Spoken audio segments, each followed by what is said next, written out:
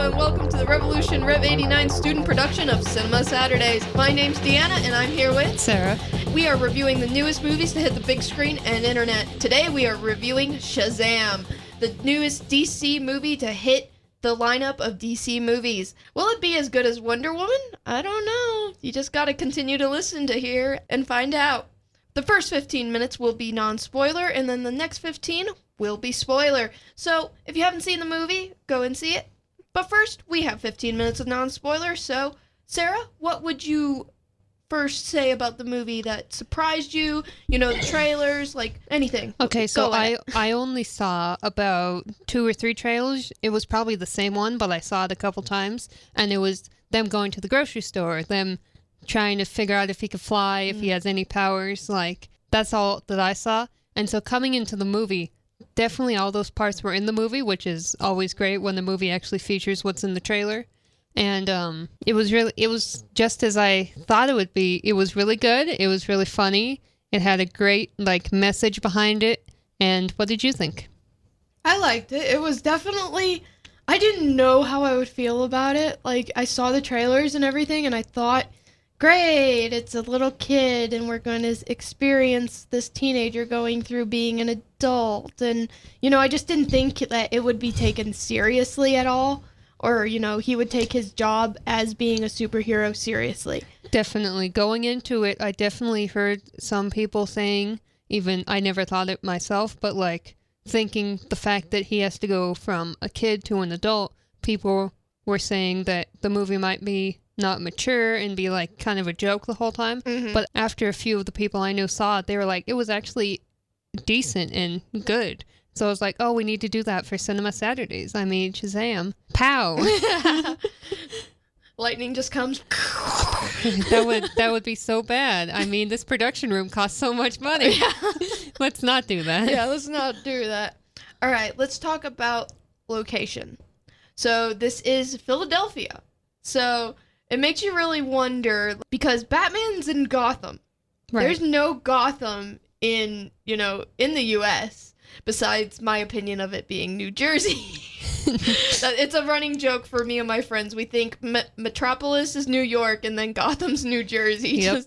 just as a little joke. But, you know, they're actually in Philadelphia and everything, and it's just, you know, you try and think, oh, so the DC heroes are actually, you know, somewhere. Really here somewhere in them? Oh, yeah, they also made references to other movies that happened in Philadelphia, like Rocky, when they're sitting on the top of the steps. Mm-hmm. So they're definitely, like, aware of the location, which I thought was really cool and fun. That was nice.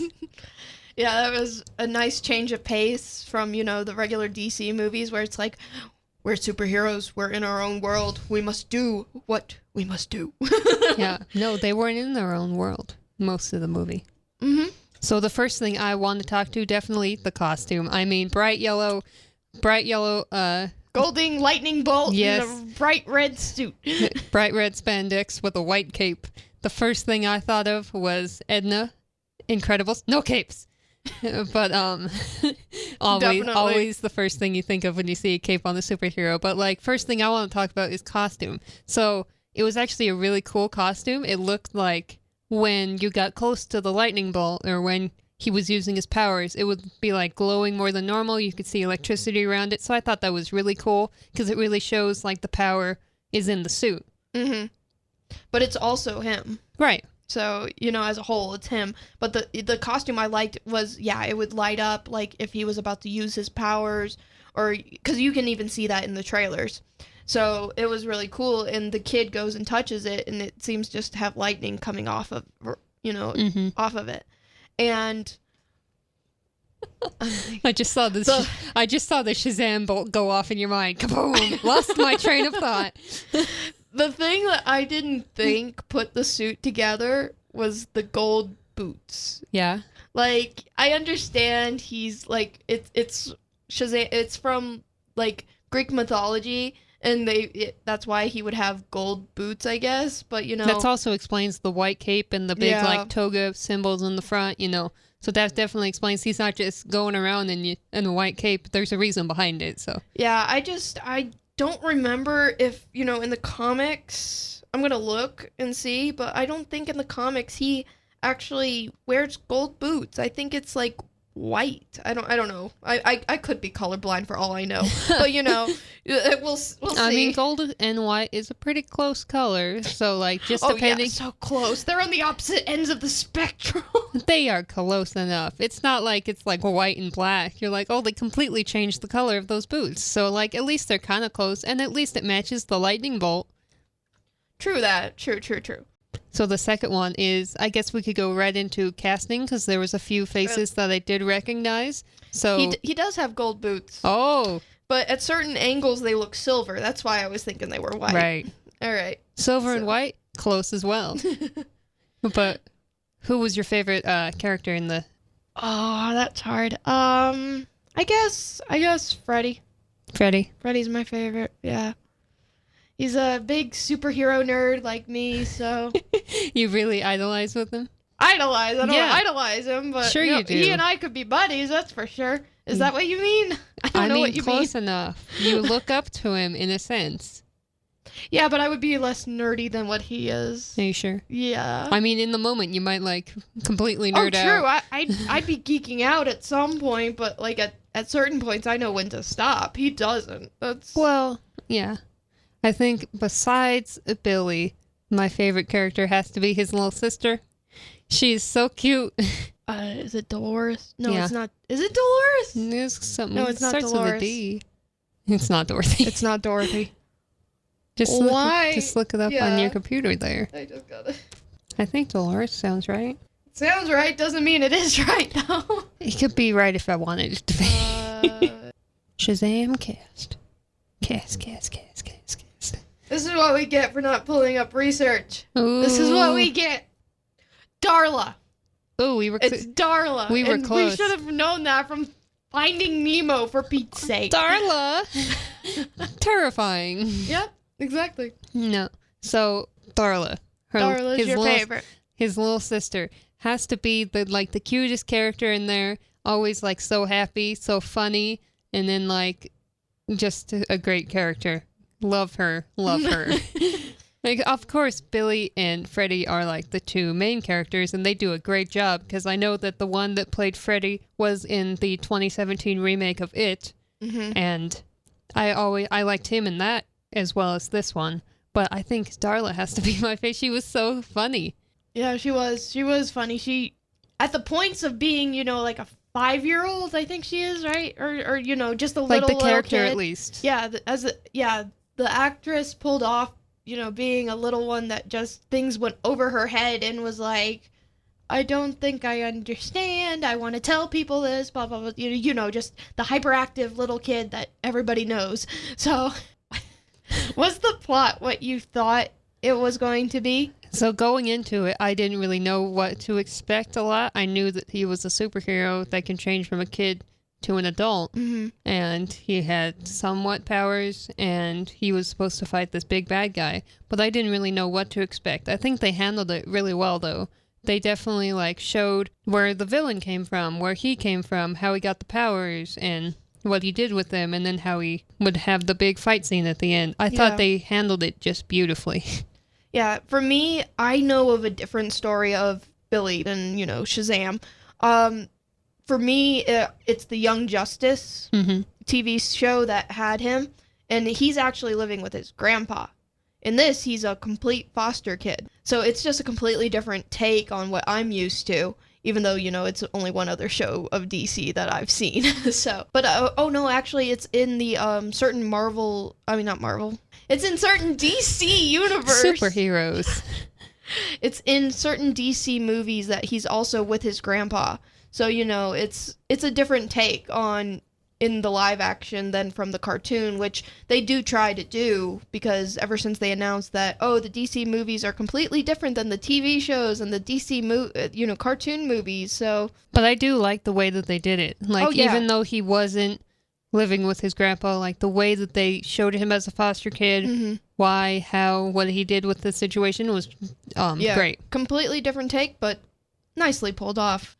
All right, so we talked about the hero. Let's talk about the villain, who is Dr. Sivana? Yeah. I do believe it's Sivana. So I'm Yeah. going to say Dr. Savannah. So the actor they picked, I say is he was perfect Right. for it. I've even seen some pictures of the comic version of him. Pretty much, pretty much a good look-alike. Definitely. It's like they pretty much bring him to life. I mean, he basically looked just like the character. He had the same body, he had the same like face structure, he had the same like blue eye, which they did great on. Because like just the way that they can animate stuff now. Oh yeah. It looked, and you could see all the 7 deadly sins like inside. So that was like definitely really cool. I was really wondering when I saw the trailer, like, okay, I see like a U thing and a line in his eye in that trailer. And I was like, did his eye get just like super duper, I don't know, electrified by Shazam? That was my original thought, because I didn't really know about the villain. Right. And then you watch it and you learn why it's like that. You're like, oh, that's really cool. Yeah. So it's definitely like him, he has the eye, Shazam has the lightning bolt. So it's definitely like each character has their source of power. Yes. So I thought that was really cool. And obviously like the way that they cast it and the way that they made the villain, what he did and stuff, very, very nice, on point. Yes, very good. Nicely portrayed. Yes.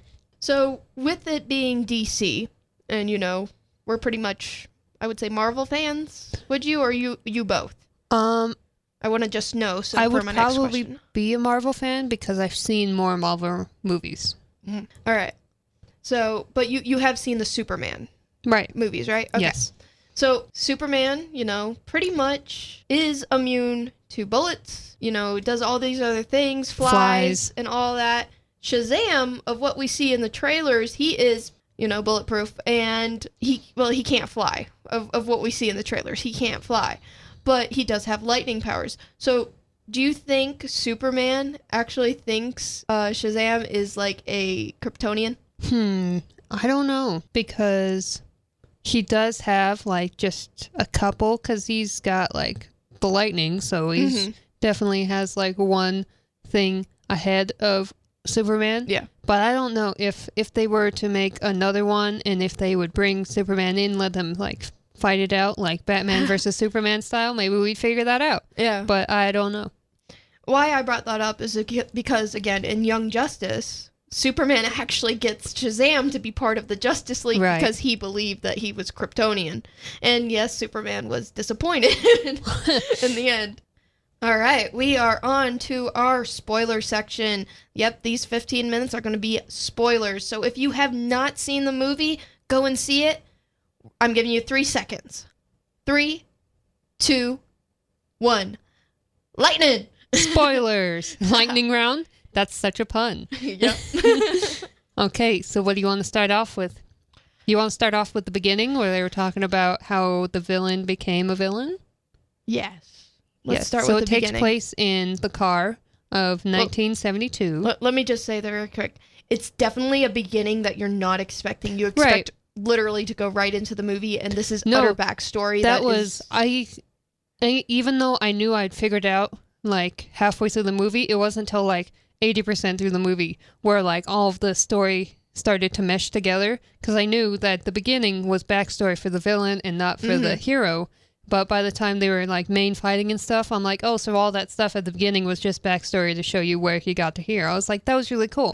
I haven't really seen a movie that's done it that way, where they open with the villain. Yeah. Portraying him as like, because the Greek goddess that is trying to find the next Shazam, he is searching the world for the most pure soul, and he finds this little boy in the car with his dad and his brother, who are not that nice to him. He takes him to like the tomb, the lair, as you could say, and he's like, only the purest of heart can wield the power. Can wield the power, and he is not, obviously. Yeah, and, he was even really close to getting, the eye itself. He was very close. Yeah. He had to zap him away from it.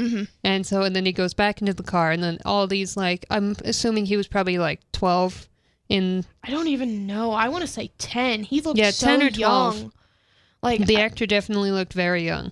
And my biggest thing that I figured out while watching the movie was both his dad and his brother actually survived that car crash, because I thought his dad died. I know. He And just then ended he up comes being back, paralyzed. and then he comes back to like the big business company to kill everyone, which I'm so surprised he threw his brother out the window of like the 48th floor. Because when you look in the elevator, it says 48, and I'm like, wow, that was a big. That was a long way down. I'm definitely surprised that even though it is a superhero movie, the amount of gore, it wasn't like. It wasn't as bad as I would say Batman versus Superman. Yeah, it wasn't blood, but it was definitely like different ways to kill people that I have never seen before. So I'm like, oh, I did not expect that every time he killed someone. But yeah, when they go back into his dad's company, he's just paralyzed and his brother's there. So I was like, oh, I thought both of them like died because he was really messed up in that car crash. Oh boy, was he ever. Yeah, but that's definitely one of my biggest surprises is that. Yeah, with the starting of the villain backstory instead of getting it in the middle of the heroes. Yeah, because you didn't even get to the hero until like almost the middle of the movie where I would say about like 20 to 30 minutes. It just. There were so many lines, it's like you just can't keep track unless you have the numbers in front of you of how long that scene is. And it's definitely like its own scene and its own transition into the modern Philadelphia. Yeah. The modern Philadelphia.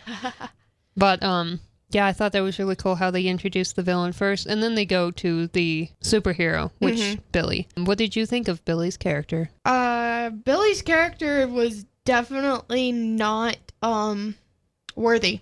No? You didn't like Billy? You didn't like the adult Billy or you didn't like the kid Billy? Or you didn't like the way that they made Billy? Too many questions. Yeah, too many at once.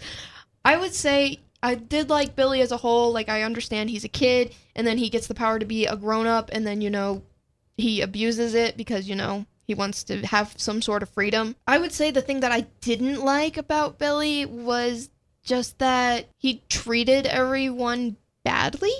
Right.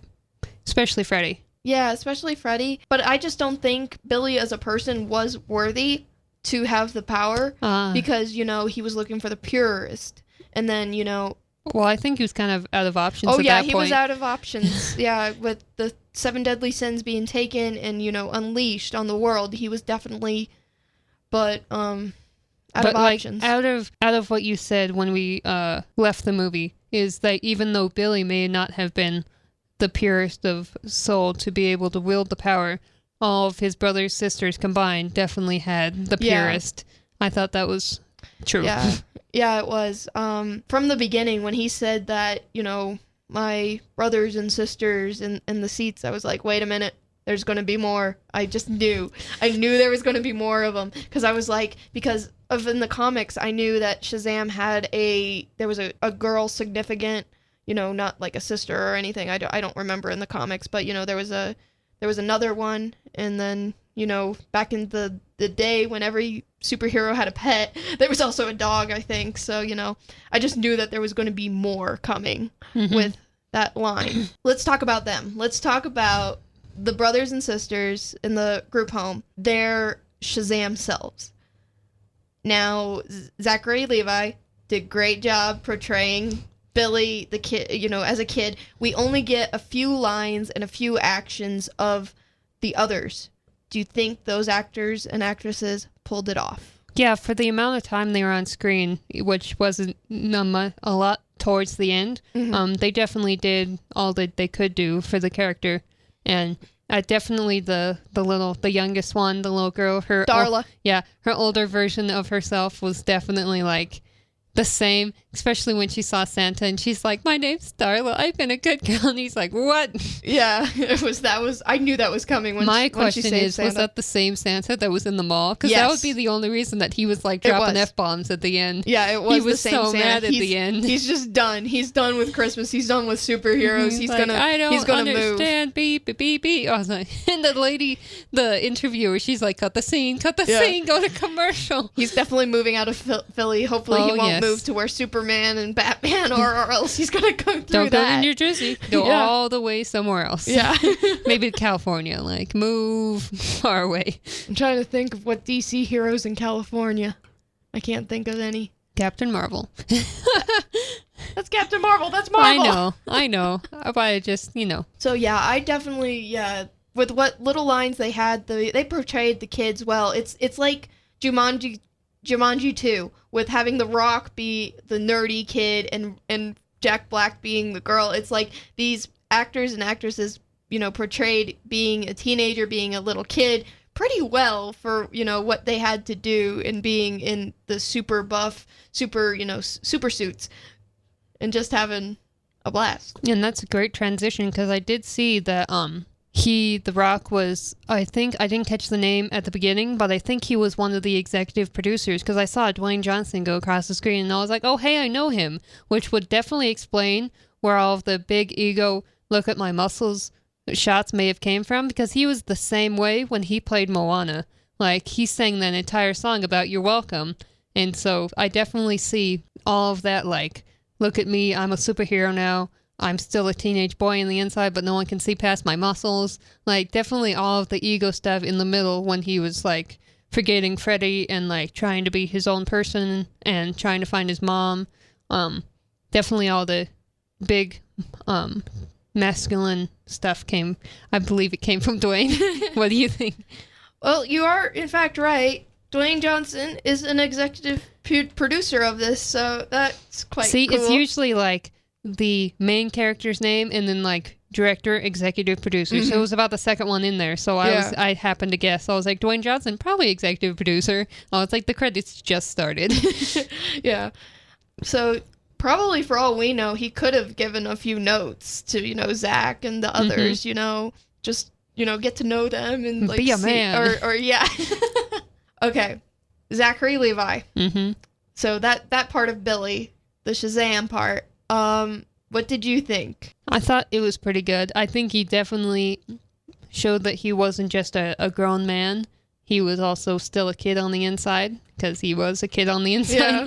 But he definitely, there was no big character shift when he was Shazam versus when he was Billy, which I thought was really cool. Especially when he would go up to middle-aged women and call them old, because he's used to calling them old. Yeah. And he's like, without his powers, he's just an old man. And I was like, he's not even that old. So I thought that was really funny. And then they went into the grocery store. Can I purchase your alcohol? Yeah. So he definitely did a good job still being a kid on the inside. Mm-hmm. The thing with some of the lines that he would say, honestly, the certain way that he said it, I was just picturing Eugene from Tangled. Because he voices Eugene in Tangled, and I'm just like, certain sayings that he would say, I'm just like, Captain Sparklefingers? Is that one of them? No, that's not one of them. But, it's just super cool, to have somebody, that's the voice actor be now a superhero as well as, a Disney prince. So, so I just like that. Overall, he did really well. Certain things, like, I would have liked for him to maybe have tried to have his voice try to be squeaky. I don't know. Like, I understand, like, Billy's like, oh, I have a deep voice. Yes, I can pass Look at my voice. Yeah, I have super speed. Yeah. And then just all of a sudden, or maybe he did, and I'm just not remembering it. But no, well, he definitely did, like, a good job, just in general, because it was that point when he accidentally zapped the bus, and he's like, did you see that? He was so excited, like a kid. Yeah. He's like, did you see that? I saved the bus. He's like, yeah, which you caused to wreck. He's like, but then I caught it. So, like, he's definitely still excited to be there. Like, he's still a kid. So I think he did a really good job. Yeah, he did. All right, Sarah. What was your biggest shocker of this movie? Another lightning pun. Oh, there's so many lightning puns in here. Shazam. Wow. Biggest shocker, which I didn't expect. I kind of expected it because it would move the story along, but I didn't expect it in the way that they did it, is when he finally found his mom. So when he found his mom, he went to her apartment and she was basically a wreck, I guess you could say. She still hadn't made really good choices. No, she definitely carried on her bad life decisions. The fact that she just let him go, which I knew had to happen because the way in a normal, like his foster parents, they actually tried to look for him. She didn't look for him. So I figured it's because she didn't want him. Yeah. But she definitely didn't act like that in the beginning. Yeah. It definitely seemed like she was, a mom that, cared for her kid, and because she tried to win him a stuffed tiger. And, even though she didn't win it, she even persuaded him to, like the toy that he did get, and which he kept for years. 14. Well, how old was he? I would think say 4. Would you say he was like 4 to 5 when he was left? I don't know. I think he was like 3 because the kid was small. The way that they described it was like her parents kicked her out, and then his dad left, and then she was left with this little kid, which I think was about 3. Okay. Yeah, definitely. Just the way that they showed it, like they went from them in the hallway of her apartment explaining what happened that day, and then seeing him on the police car and not coming after him. At that moment, at the beginning of the movie, I figured something like that had happened, like she'd seen him, but then she'd walk away. But just hearing it up front is kind of like... It's a shocker. It's a shocker to any kid to hear that from their biological parent, who, they call mom, who they call dad. If anybody was to just leave them, it's, heart-wrenching to the kid.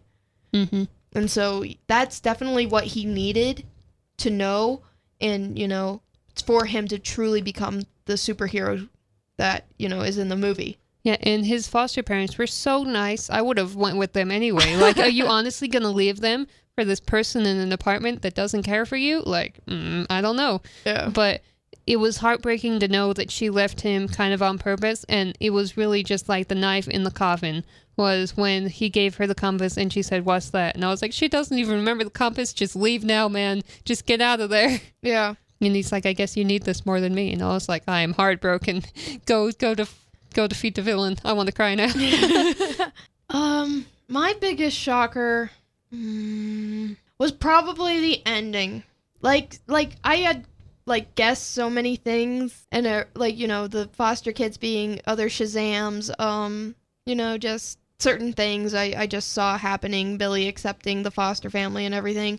The very, very end scene where Billy turns into Shazam and eats lunch with Freddy and his other, brothers and sisters, and then Superman shows up.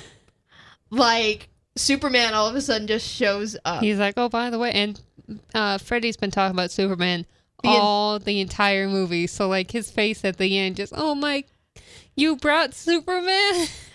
There were so many Batman versus Superman references. I mean, there was the Batarang. There was that little boy fighting Batman versus Superman in the window, and then he just... and because he saw Shazam, he's gonna want that action figure. Yep. He doesn't care about Batman or Superman anymore. I mean, he saw the real them. Deal. He wants the And I toy. think that was kind of like how Pixar would put like the Pizza Planet truck in every movie. I think that was their way of like saying, "Look, it's the Batman versus Superman movie." Well, they even put Aquaman's shirt. They did. They had tons of Aquaman shirts. They had Batman backpacks. They had Superman backpacks.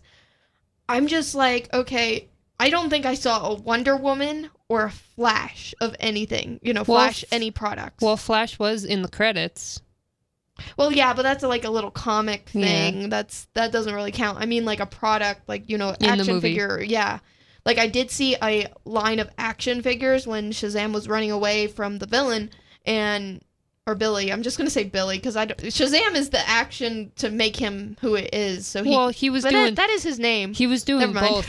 When they were fighting in the mall, he'd start running, and then he'd want to hide, so he'd go back to Billy, and then he'd want to fight, so he'd go back to them. So definitely he was both at the same time. Yeah. Well, Shazam is technically the name. I just thought of that. So because all the guys like say my name. So Shazam.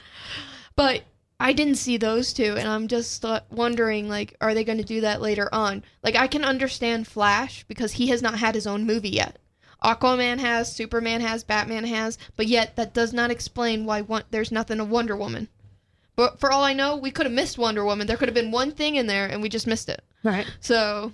But tons of little Easter eggs everywhere throughout that movie. And the fact that they didn't show Superman's face. Yeah, it makes you wonder, but yet it's him. Nobody can pull off that suit. No. But, like, it was definitely cool that he ate lunch with him. And he's like, "I'm here with my best friend in the entire world." Yep. He made up and got the bullies off of his back. Ooh. So, or Freddy's back, yep. Yeah.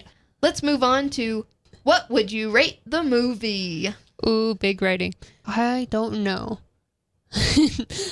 I don't really know.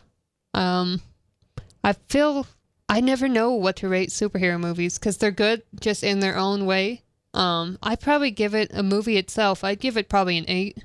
Just the story itself, like Billy, Freddy, his family, his foster family, the fight scenes, the everything. I'd give the movie itself like an 8. That's a pretty good rating, yeah. I would actually give it a 7.5. Ooh. Just because I was able to, you know, my detective skills were able to come up with what was going to happen.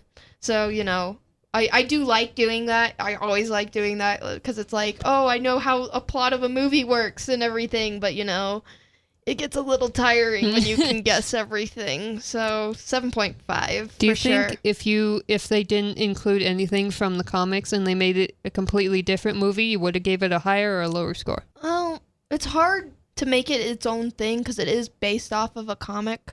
So there are things that they have to stick to. I'm trying to remember what movie was complete. Oh, Captain Marvel. Man, am I dumb.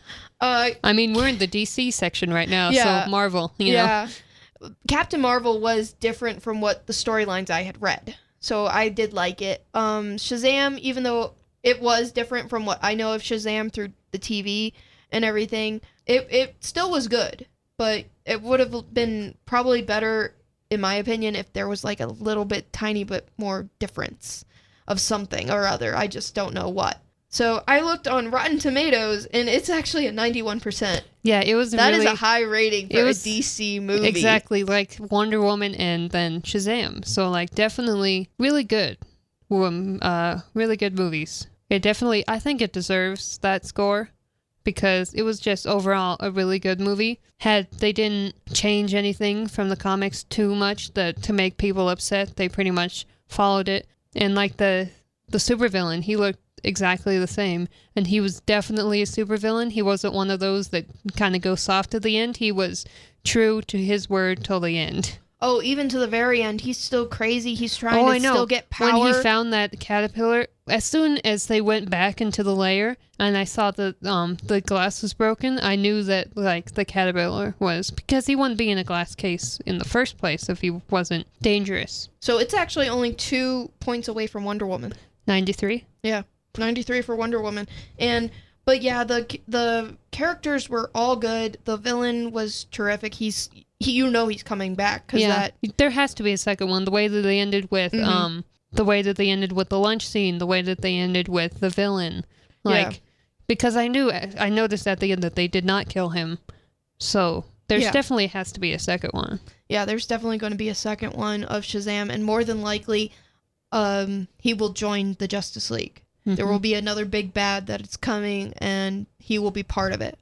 Because, Superman knows him. Superman contacted him. He had lunch with him. So, something's going to happen that we're going to get. I think what they're building up to is like the League of Shadows. I think that's the name. I do not know. Yeah. That's probably Ra's al Ghul's. I don't know.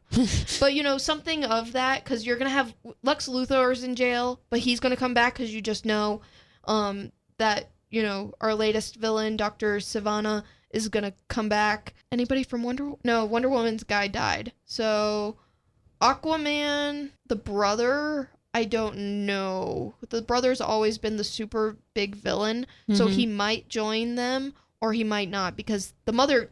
Because in Aquaman, have you seen Aquaman? I'm sorry, I haven't. You haven't? Okay. Well, and spoilers for Aquaman too, guys. I'm sorry. Aquaman's mom, who is half brother's mom, came back, and he seemed to have, accepted that what he's doing is wrong and everything, and he thought he was doing it because, his mom was taken from him by the humans and all that. So he could be part of that league, or he could not. But I'm definitely seeing that there's going to be a big superhero team versus a big villain team coming into the future. That's what my feeling is. Okay. Sounds good. All right. I guess that's it. Or do you have anything else to add, Sarah? I don't have any final thoughts. Do you have any final thoughts? Nope, I think we went over it. I think it was a good movie. Thank you all for listening to the Revolution Rev 89 student production of Cinema Saturdays. I'm Deanna, here with Sarah. Next week, we are actually doing another superhero movie. Well, not movie, but movies. We are ranking our top 3 movies. Sarah, Ben, and I will be ranking our top 3 Marvel movies because Endgame is coming out. It's all leading up to Endgame. 2 weeks. Yeah. Are you ready? Oh, man, I don't know if I'm ready. I don't know if I'm emotionally ready or just, ready at all. Ready in general. Yeah, I'm excited to see Captain Marvel again. You're seeing it? Oh, no, in she's the movie. In the She's movie. in I the was movie. like, wait a minute. Yes, I'm definitely going to watch it before the movie comes out. All right. Be prepared for that little special of top 3 Marvel movies. And then we have Marvel Endgame after that, and that will be our last Cinema Saturday episode of the semester.